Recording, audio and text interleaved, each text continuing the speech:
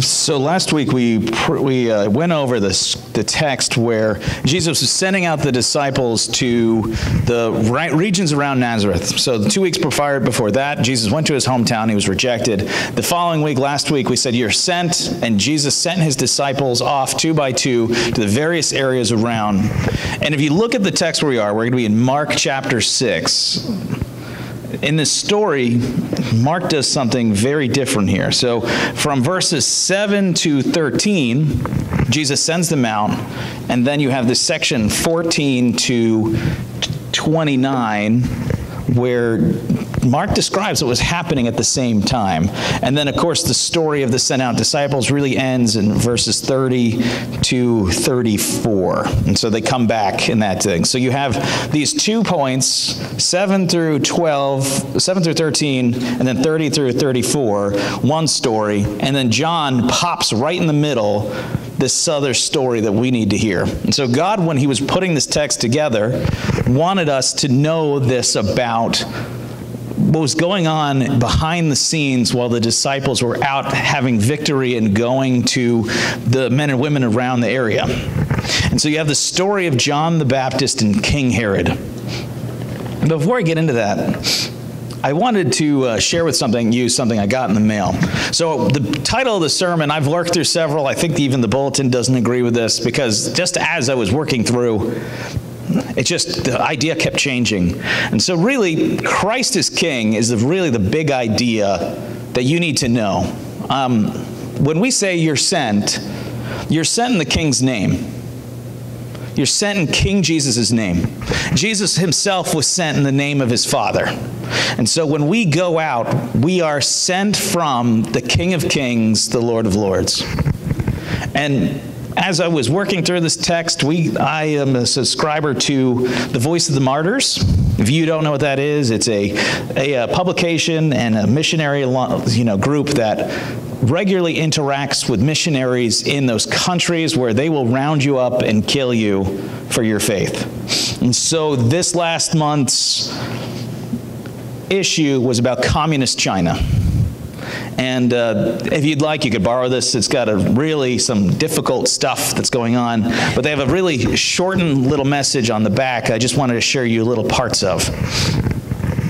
Today's China is a prison state. Its atheistic communist government employs staggering technological apparatus, including hundreds of millions of cameras. The government spies on its citizens while keeping them under extreme lockdown, punishing those it views as a threat with everything from decreased social index scores, which is coming to America, by the way. Oh, you said what online? Your bank doesn't work today. They actually are doing that in China.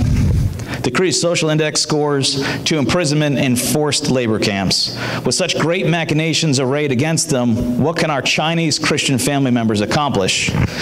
With God, anything. Anything. The psalmist says, when people, indeed kings and entire nations, oppose God, they plot in vain. That's in Psalms chapter 2. We're going to look at that a little bit today. Today's oppressors in China have learned the lesson from their predecessors. I know they will read this, so in humility, for the Almighty God they face is not me, the writer, I implore them to consider that all the resources their government has arrayed against the Christian faith throughout these last 70 years were wasted. No matter how severely China's leaders have opposed the message of Christ, from Chairman Mao until today, nothing has stopped or slowed church growth. The atheistic communist ideology, no matter how deeply held, cannot negate the reality of the living God, which is an amen. Jesus Christ is Lord of all the nations, and this is my addition, that includes America. All nations, and the writer continues, including China, and in him Christians from around the world are one, and we will continue to stand with our Chinese Christian family members, and not to seek the downfall of China, but its salvation. And he quotes Psalm 2 again. O kings, be wise and be warned. O rulers of earth, serve the Lord with fear and rejoice with trembling. Blessed are those who all take refuge in him. Why I thought this was relevant to today's text is because in the same way that this threat is happening right now in communist China and increasingly in the United States of America, It's not new. As we look at today, it was happening in the first century with King Herod himself. And so as we read today, keep in mind two things. What you know what's going on now is also what happened then. God understands the pressures that we go through. So listen to the words of our Father here. King Herod heard of it. King Herod heard of it, for Jesus' name had become known. Some said, John the Baptist has been raised from the dead, that it is why these miraculous powers are at work in him. But others said, he is Elijah. And others said, he is a prophet, like one of the prophets of old. But when Herod heard of this, he said, John, whom I beheaded, has been raised. For it was Herod who sent and seized John and bound him in prison for the sake of Herodias, his brother Philip's wife, because he had married her. For John had been saying to Herod, it is not lawful for you to have your brother's wife. And Herodias had a grudge against him and wanted him put to death, but she could not. And Herod feared John, knowing that he was a righteous and holy man, and he kept him safe. And when he had heard him, he was greatly perplexed, and yet he heard him gladly. But an opportunity came from Herod on his birthday, and he gave a banquet for his nobles and military commanders and leading men of Galilee. For when Herodias' daughter came in and danced, she pleased Herod and his guests. And the king said to the girl, ask me whatever you wish, and I will give it to you. And he vowed to her, whatever you ask of me, I will give you up to half my kingdom. And she went out and said to her mother, for what should I ask? And she said, the head of John the Baptist. And she immediately, with haste, to the king and asked, saying, I want you to give me at once the head of John the Baptist on a platter.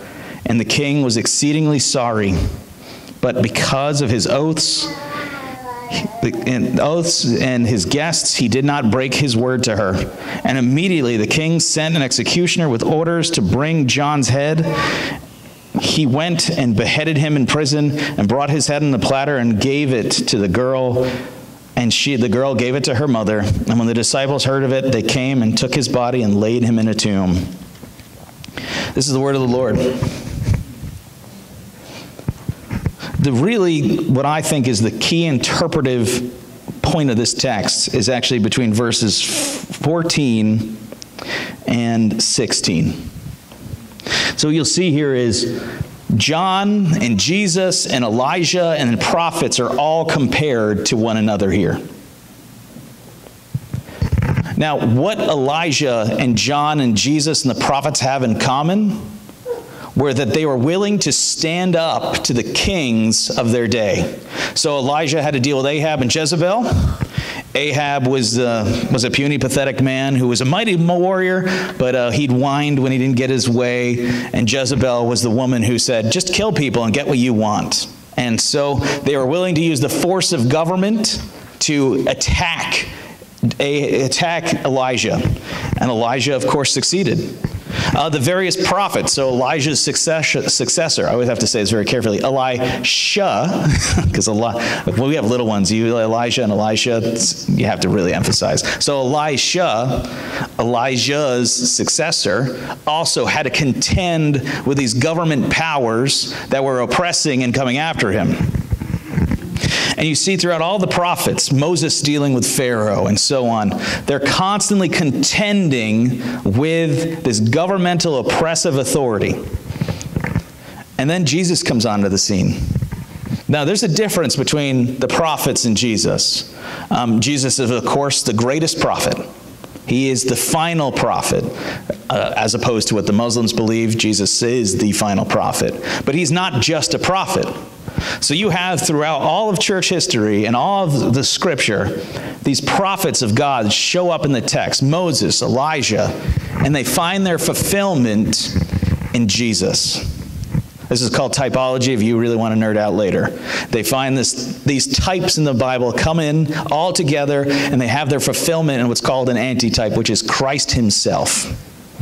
And so when John is preaching, when Jesus is preaching, Herod starts to tremble. And you look at this text.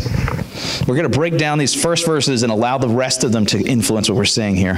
King Herod heard of the name, heard of it, for Jesus' name had become known. And some said it was John the Baptist. Let me stop there.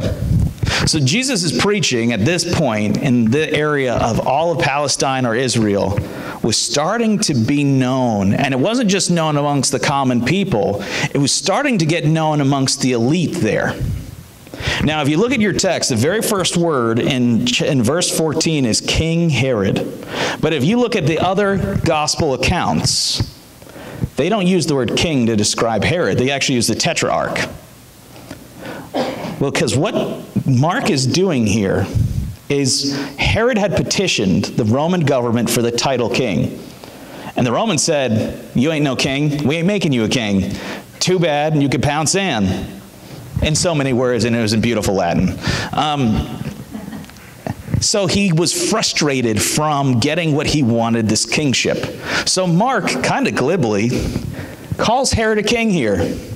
Because in the next few words over, he mentions Jesus. Who Jesus is truly the King of Kings. So you have this king of this area hearing about the king who is Christ.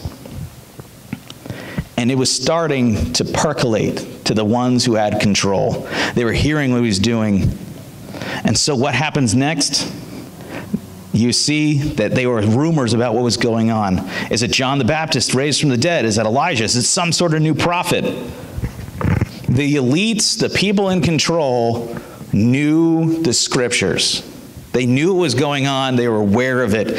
And if you read how Herod responds in verse 16, you can kind of hear him look. You could imagine a man with a 10,000-mile stare in his face with fear on his heart saying, John, who I beheaded, is raised from the dead. You can imagine his hair sticking up thinking, what is going on? Something is happening right now among us. But he didn't realize this is the Lord God himself, the true king, who was doing these things. And so when you read about what's going on in China, what's happening in our country, and we'll talk about that in a little bit, these words that we proclaim, these actions that we proclaim, it doesn't matter what the president of China, Xi Jinping, does as he bulldozes down churches. It doesn't matter what the mullahs in Iran do or what the political correct commissars in our country do. The king will not be stopped. They will all do as Herod does, which is, I beheaded and he's been raised. This is the message of the gospel. You cannot kill it because it keeps coming back from the dead. So just really practically, from looking at this point here, just this little section before we really get into it, what we do and our faith impacts the entirety of our society. We said last week that only about 1% of Americans are in Southern Baptist churches on any given Sunday, and it's actually lower than that at this point. When we are active in our faith, when we do these things like John had done, what Jesus was doing, what the disciples had done, everyone starts to notice. So your faith, you might say, all we do, pastors, we just pray at home. Your faith is impacting this world in a big way. To the point where, if the communists in China thought the Bible wasn't real, why would they be doing everything they can to bulldoze down churches? Why would the Muslims do everything they could to burn Bibles? If it's not a real book and not a real threat, what's going on here? Why do they have to worry about us so much? So really, a second implication here is King Jesus causes fear in the kings of earth. Jesus' actions literally troubled Herod. When non-believers in power hear what we're up to, it troubles them. And we can't say this is a one-off thing. This has been happening since Christ himself walked. And if you know your history, you know that every time Christians obey God, it causes the nations to tremble that don't fear him. The Bible reads like this in Psalm chapter 2. And so if you have your Bible, you might want to turn there. This is a great one to read. It's actually a great hymn to sing, if you know how to sing Psalm chapter 2. It goes like this. Why did the nations rage and the peoples plot in vain? The kings of earth set themselves, and the rulers take counsel together against the Lord and against his anointed, saying, let us burst their bonds apart and cast away their cords from us. He who, and this is great, in verse 4, he who sits in heavens laughs. The Lord holds them in derision. Then he will speak to them in his wrath and terrify them in his fury, saying, as for me, I have set my king on Zion, my holy hill, and I will tell of the decree. The Lord said to me, you are my son, and today I have begotten you. That's Jesus, y'all. That's Jesus. Ask me, and I'll make the nations your heritage and the ends of the earth your possession. He did that when he gave Jesus all authority on heaven and on earth, by the way, in Matthew 28. Ask me, and I'll make the nations your heritage and their ends of the earth your possession. You shall break them with a rod of iron and dash them in pieces like the potter's vessel. As you notice, the Soviet Union doesn't exist anymore, and neither does Eastern Germany. God has, in the lifetimes of many people in this room, actually done this in our sight. And now, therefore, O kings, be wise and be warned, O rulers of the earth. Serve the Lord with fear and rejoice with trembling. Kiss the Son, lest he be angry and you perish in the way. For his wrath is quickly kindled, and blessed are those who take refuge in him. And so Herod, plotting and allowing these people to come after and capture John and kill him, it doesn't matter his actions. And for the planners and the rulers today, they need to know that the Lord laughs at their plans. And so those that would come after, it says here, he holds them in derision, and he will speak to them in wrath and terrifying fury. You have to see, and it says in verse 8, as I said, all the nations are Christ's heritage. That means our nation, every nation belongs to Jesus at this point. There is no place where he is not king. And so where you go, he is still king. You may be sent, and there might be repercussions. There might be Herods who would see you dead, but that does not invalidate the kingship of Christ.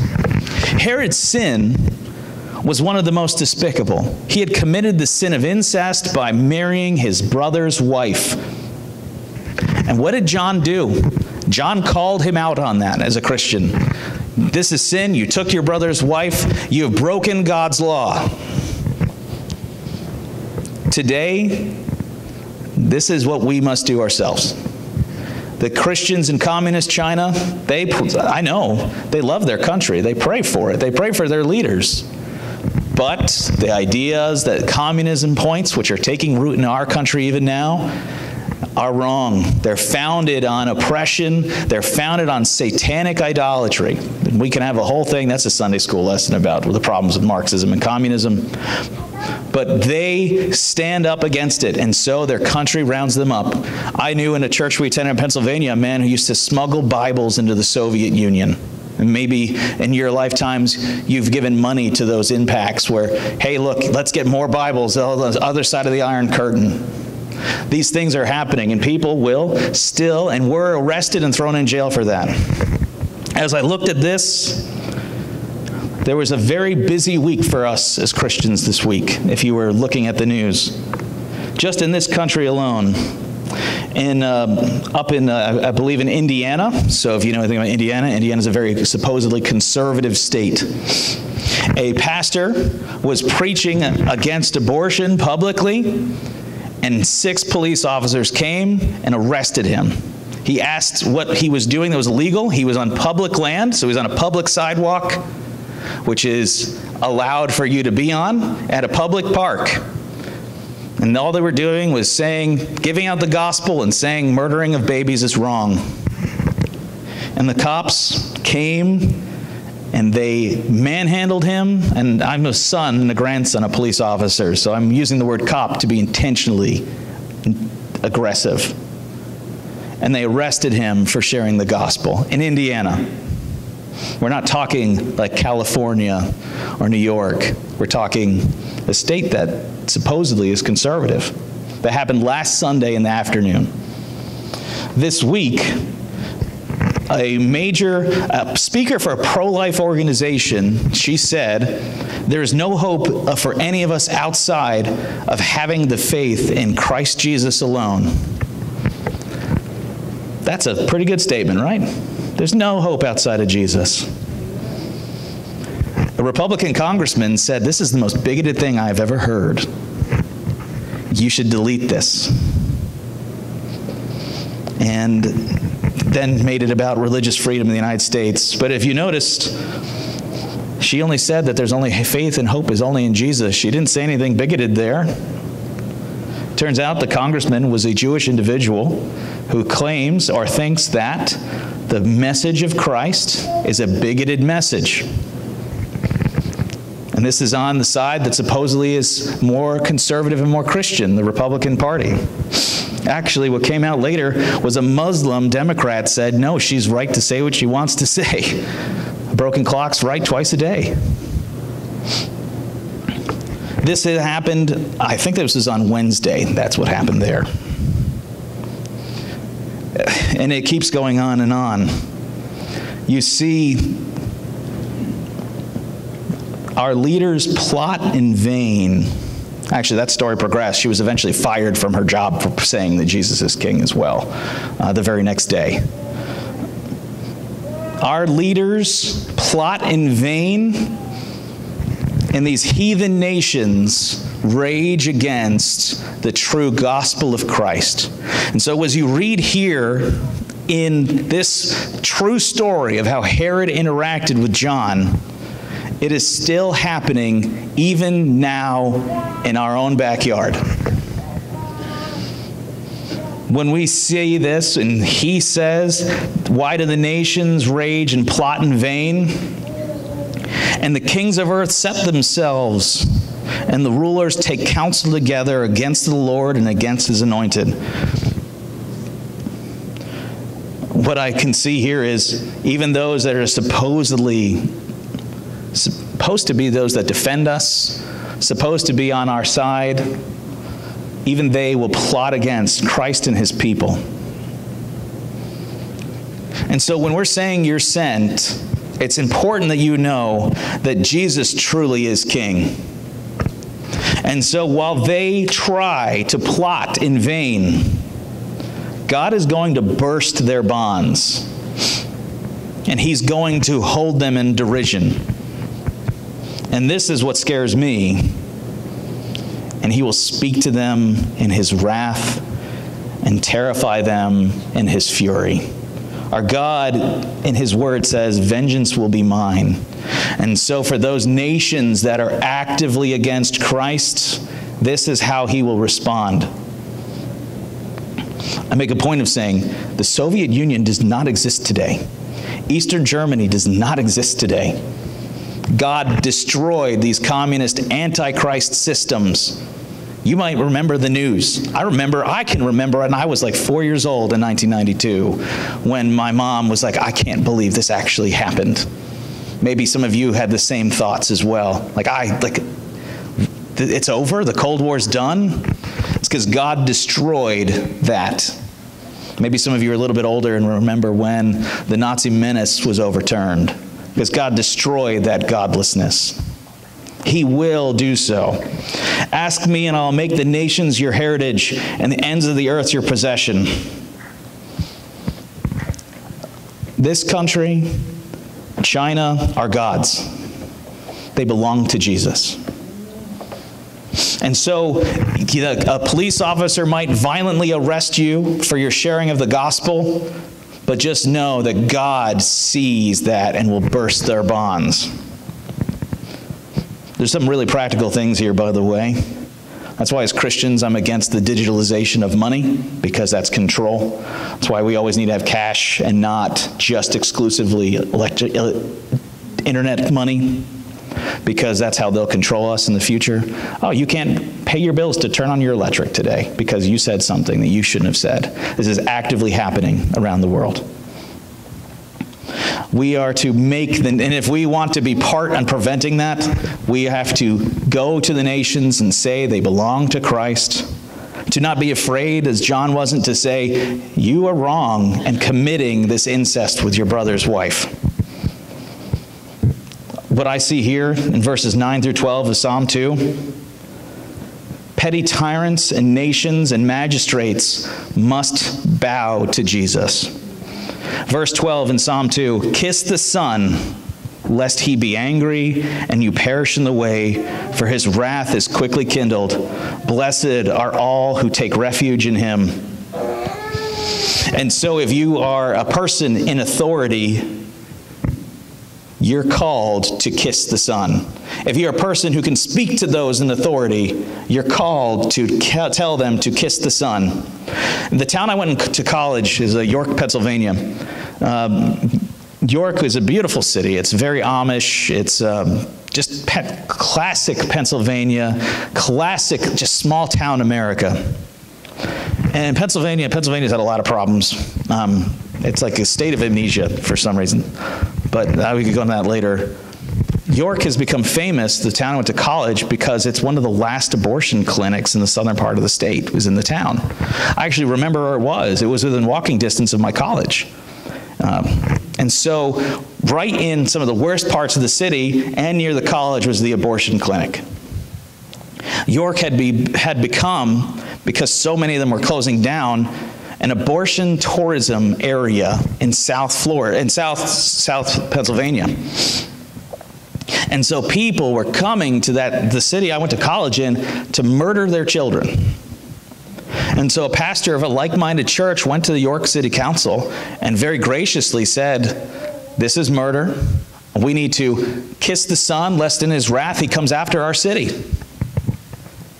And so I think it was like 5 or 6 people on the board, 5 of which said, we disagree, and 1 of which voted, you're right, and we need to stop. York has now become one of the major cities for trans surgeries for children and trans people in general. York County was famous for being the most conservative county in the state of Pennsylvania when I was living there 10, 15 years ago. That pastor has since got everything on his social media completely glassed. They've come after him hard on the internet, and his church has been picketed in the last week. But in his ministry, he spoke the truth that babies shouldn't be murdered in that town. And that the town should, in order to honor God, stop it so God doesn't hold against the town his wrath. The Bible is clear. If somebody dies in your town, you don't know who it is, God holds the closest city responsible for that. And you see that in the Old Testament, where if somebody died in like a village outside or in a field outside of your city, that city had to make account and give account for the dead. And so when somebody dies in your city, you have to give account according to God's word. That's in the book of Deuteronomy. We have to let them know that God will hold our rulers in particular accountable for their actions. So why was Herod so afraid? Well, because when he says here, John, whom I beheaded, has been raised, at the time that he's saying this, there's a belief throughout all of Israel that when the resurrection happens, the end times are on us. Like, that's it. And the judgment, specifically, they were afraid of the judgment of God was coming upon the presence of the resurrection. And so Herod is hearing this, and he knows what has been being said. God's going to judge us. God is coming to judge. And so as Christians, the resurrection is the last thing before God's judgment. We have had the resurrection that happened 2,000 years ago. The next thing is indeed the judgment of God. It can happen maybe in 10,000 years, when we've been there 10,000 years, shining bright as the sun. It could happen before we go home. I'm of the opinion it's probably going to be in 10,000 years personally, but I'd be totally good if it was the next 10 minutes.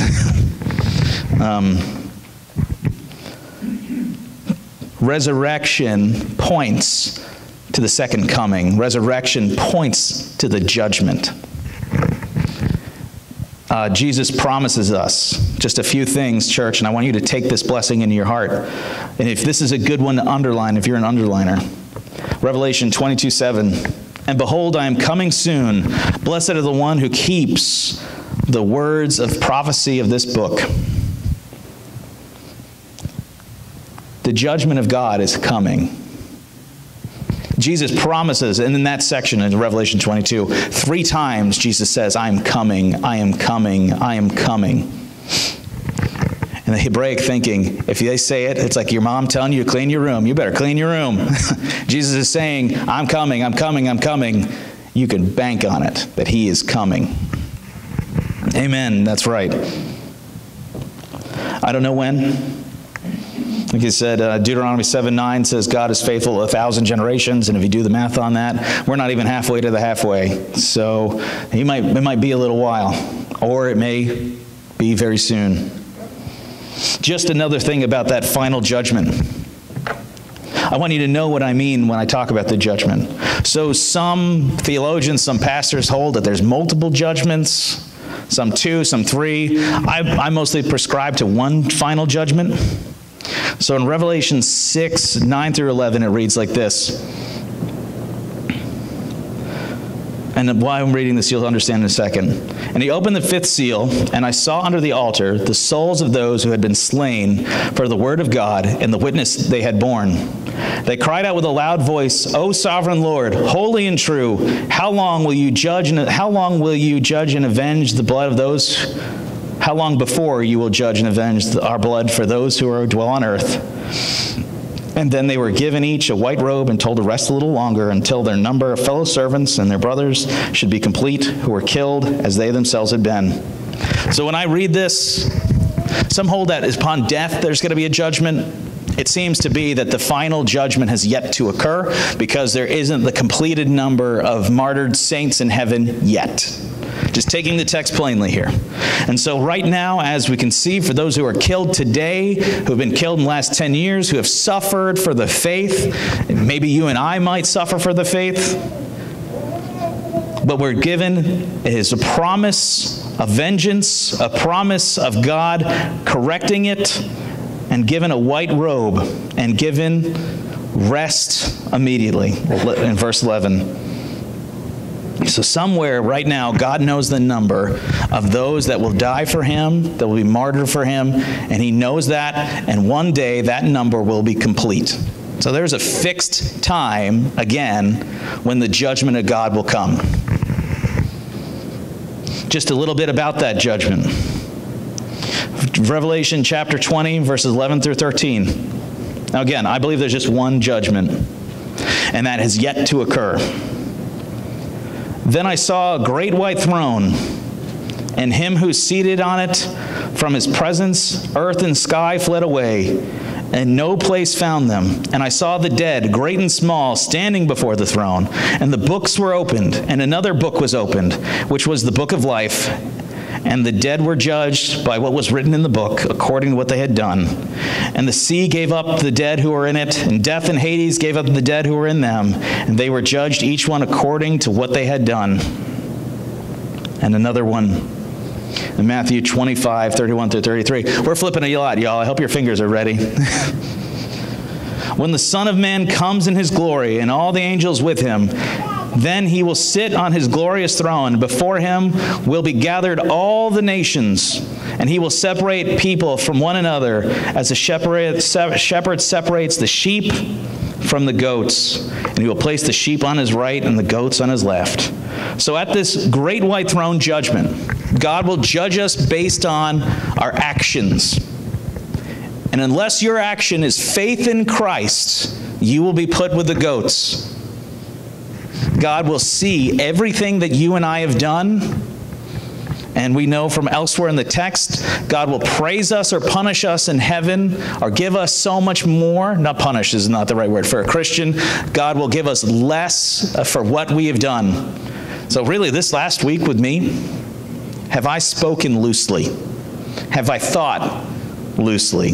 Have I allowed actions that are unbecoming of a Christian to pass through my mind or through my mouth? God sees all that, and it's kept account. If you're a non-believer this morning, you will stand before a great white throne where Christ sits on it, and he sees everything you do, and you will have to give account for your actions. For us, if you're a Christian, you're going to say, it wasn't me who did it, it was Jesus. I couldn't do anything, but I know him. It was you who did it for me, Lord. Salvation, Christ makes a way. So just some things about the judgment that you need to know that's coming, that Herod feared. In 2 Timothy chapter 4, verse 1, the judge himself that will be judging people for their actions is Jesus himself. And so what you need to know about Jesus being the judge of our goods, of our faith, is we live in a land where, to be honest, there's selective enforcement. And so they'll be like, hey, you know, these people burned down a building, but we'll let you off with a warning. Oh, you're preaching about Christ on a public arena in a public area? We're going to throw the book at you. Jesus does not selectively enforce the law. He perfectly enforces the law. And so while human judges are biased, are imperfect, or err, I charge you in the presence of God and of Jesus Christ, who's the judge of the living and the dead, and by his appearing and in his kingdom. Jesus himself will do it. John 5, 26 through 27. For the Father has life in himself, and so he granted the Son also to have life in himself. And he has given him authority to execute judgment because he is the Son of Man. So as Jesus judges, he'll be perfect in his judging. It's granted by the authority of God the Father himself. And so when he judges based on our actions, which are actions of faith or actions of self, they'll be good. They'll be perfect. They won't be biased. The judge won't wake up that morning and have felt sick and make a bad decision as a result. There won't be prosecutors, in this state, how our governor keeps saying, you're not going to enforce the law, and you sign a document saying you're not going to enforce the law, you're out of a job. You're not going to have that going on in heaven. Christ will perfectly enforce the law of God. The next thing here about this judgment that Herod feared, unbelievers will be judged. Revelation 20:12. And I saw the dead, great and small, standing before the throne. And the books were opened, and then another book was opened, which was the book of life. And the dead were judged by what was written in the books according to what they had done. And then this is what has caused me to really think this week. Matthew 12:36. I tell you, on the day of judgment, people will give account for every careless word they speak. And again, in Luke chapter 12, verses 2 and 3, nothing is covered up that will not be revealed, or hidden that will not be known. Therefore, whatever you have said in the dark shall be heard in the light, and what you have whispered in private rooms shall be proclaimed on the housetops. If you are an unbeliever today, or you know an unbeliever, you love an unbeliever, their actions will be judged. Every careless word, every thought, every deed, everything hidden and known will be judged by God.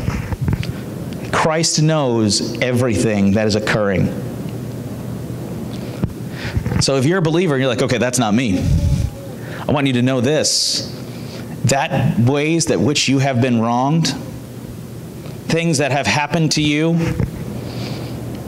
the evils committed against our brothers and sisters in the faith, against ourselves, like these men who've been arrested for proclaiming the gospel in America, God will avenge and correct these errors. And so if you have been wronged, true justice will actually come to you one day. True peace will be done. There will no longer be a thumb on the scales of right and wrong. Our God will enforce it. The next thing about this judgment that Herod feared, just looking through the text, we're doing some systematic theology, so we're looking at where God talks about judgment in the text here. Angels will be judged. Angels themselves will be judged. 2 Peter chapter 2, verse 4. For God did not spare the angels when they sinned, but cast them into hell and committed them to chains of gloomy darkness to be kept until judgment. And Jude 6. The angels did not stay within their own position of authority, but left their proper dwellings, and he has kept in eternal chains under gloomy darkness until the judgment day. And again, Revelation 20:10, and the devil who has deceived them was thrown into the lake of fire and sulfur, where the beast and the false prophet were, and they will be tormented day and night forever. These are, by the way, we're talking about fallen angels, what we'd call demonic entities. These things, these fallen entities, will be judged by God. So how does that impact you and me? But why do I need to know that, oh yeah, spiritual evil has got to be judged? Why?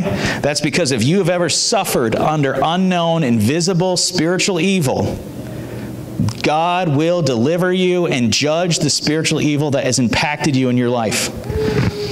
We do believe that there are things happening that you and I cannot observe all around us.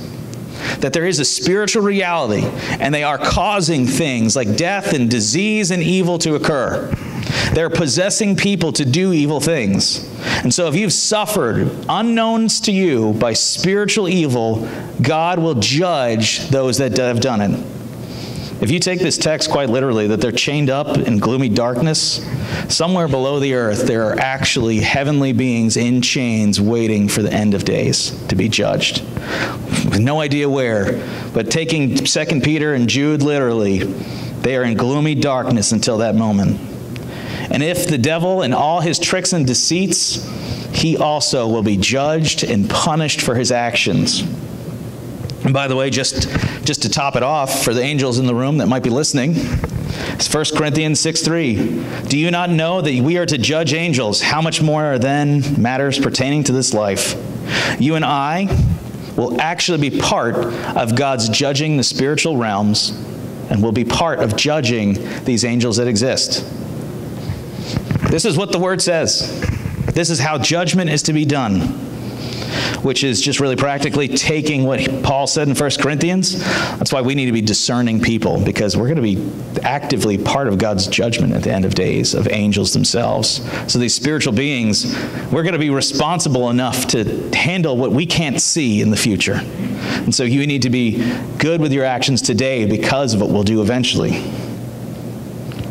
So take heart if you're suffering. I was listening to a man talk about how he was I have a book in my office written by, in his own profession, a conservative Baptist pastor. He's like, I didn't believe any of this, but then I got involved with spiritual deliverance ministries. And he said he was in a room, and there's like a 300-pound giant man, and he got thrown by a little girl because she was possessed by an evil spirit. It's one of those things where you don't believe it, but then you talk to somebody else and you're like, this actually happens. We will see, and these beings will have to give account to God. Then finally, believer, you and I will be judged. You and I will be judged. Why do you, Romans 14:10, why do you pass judgment on your brother? Or you, why do you despise your brother? For we will all stand before the judgment seat of God. Romans 14:12. So then each of us will give account of himself to God. 2 Corinthians 5:10. For we must appear before the judgment seat of Christ, so that each one may receive what is due for what he has done in the body, whether good or evil. And so you and I, Christian, will be judged by our goods to see and receive our rewards in heaven. Just a little bit more about that. In 1 Corinthians 3, it records this. If anyone builds a foundation with gold, silver, and precious stones, and wood, or wood, hay, and straw, each one's work will become manifest, for the day will disclose it. because it will be revealed by fire. The fire will test what sort of work each has done. And the work that anyone has built on the foundation survives, and he will receive his reward. If anyone's work is burned up, he will suffer loss, though he himself will be saved, but only as through fire. So your actions today, Christian, you're either building yourself a future of gold and precious stones, or you're building your future based on hay, wood, and straw. And when God tests your actions for what you've done, there are going to be people in heaven who smell like smoke because of their actions on this world, because they're going to be burned off. It says you'll still receive life, but through fire. And so we as Christians, we will be judged by what we've done after our faith, what we've done, and God will either grant us our treasures, or we will receive less than what we could have done. And so, very practically, speak well, watch your actions, be intentional. Your treasure is going to be in heaven. Really quickly, taking this text from Romans 12, thinking about these men and women who are being arrested and imprisoned around our world. Romans 12:19, Beloved, never avenge yourselves, but leave it to the wrath of God, for it is written, Vengeance is mine, I will repay, says the Lord. So if you're a Christian, forgive quickly, forgive eagerly, forgive freely. Trust God will make it good. You don't need to carry your hurts. You don't. Give them to Christ. He will repay your hurts. In Revelation chapter, I'm going to get I think it's chapter 21, it very pointedly says there'll be no more tears. I'm going off my notes here. And so as God repays all the evils that have been done to you, he'll literally wipe away your hurts. I had a professor in college. He always described it as he can imagine Jesus coming up with a tissue and cleaning your face. And so how you've been hurt, Christ will remove those hurts and he will be your answer. And so if you are suffering from hurt, God's going to take care of it. He's going to have mercy on those. If you're asking, when is this judgment coming then? Like, Pastor Dave, you've been through a bit. I've been through a lot. When is he going to do this judgment then? When is he going to return? 2 Peter records this. And this is chapter 3, verse 9. The Lord is not slow to fulfill his promise, as some count slowness, but is patient toward you, not wishing that any should perish, but that all should reach repentance. And so while God may not have brought the judgment yet, it's because God so loves all of his children that he is trying to reach into as many as he can. Not wishing that any should perish. He's patient. He's not slow. And so if you're waiting for God to come in this life, and God says, instead, I'm going to bring you to me, don't count it as slowness. Count it as him being faithful to those around us. If we're sent, his patience for over 2,000 years is intentional action. If you're in this room, you may not have committed the sin of Herod, but Herod has to give account for his actions. I've shown you, believers, unbelievers, spiritual entities will have to give account for their actions. And so my question is, when you stand before this white throne, what will you answer with? I've done X, Y, Z, or Jesus has done this for me. If your answer is, well, I've done and I'm a good person, being a good person isn't enough. There's only been one good person, and that's Christ. You will have to give account for everything you've said, every glib word, every short response. But There's another way. It's not me who did it. It was Jesus. I'm not good at myself, but I know you are, Lord. And you're the one who did it for me. And so, my question for you today is, do you wish to perish? Or do you wish to have eternal life? Let's pray.